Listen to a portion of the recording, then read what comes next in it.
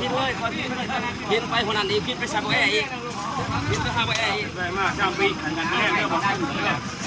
เด้อโอ้ยเอาขี้ขี้นั่นออกดิ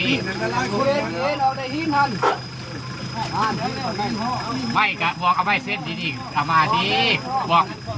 ไอ้พวกไม่เส้นมากนะทุกคนนี่ไม่เส้นใช่ไหมเอาพวกใช้เสียเถอะเห็ดไล่คนบ่ได้ท่านด้วยเห็ดไล่คนใดมันใครพี่ทำไปเลยบอกไปเอาไม่เส้นผู้ใดก็บอกฟังเนาะเอามาดิคอยได้คอยได้ตัวเกิดทุกข์นะคอยจำกันในหลายคนด้วยคอยความรุ่งความรุ่งอยู่ที่ไหน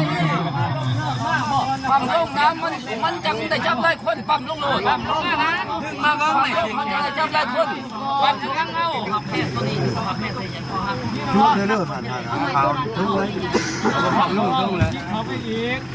มันจำมันเอาขึ้นก็ยังความรุ่งเอาลงทั้งนอนเด้อพอลงอยู่อีกคิววันสติวันเดียวหาคิวก่อนนะพอเอานั่นคือเขาถึงแล้วพอลูกเขามาบอกอะไรแล้วไปบ้านก็มีคนเที่ยวบ้านก็เที่ยวบ้านเอาได้คุณตา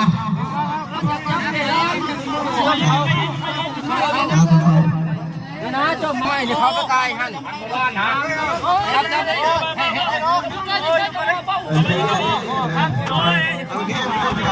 อันนี้ข้อหักนะรับข้อแล้วข้อหักไหนจับข้อเลยแล้วว่าไม่กาย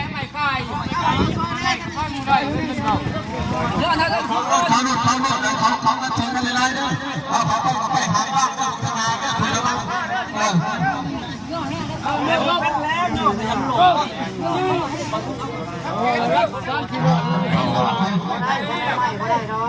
น้องบึ้งชาวบ้าน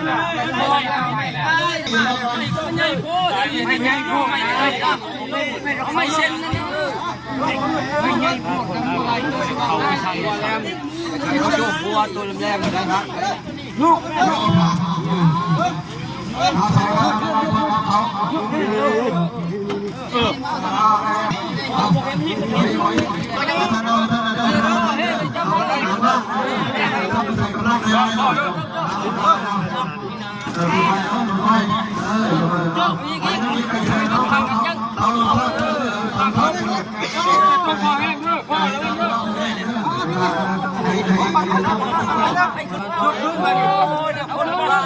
คืนนี้มีคนคืนนี้ตั้งบ้านไปดิ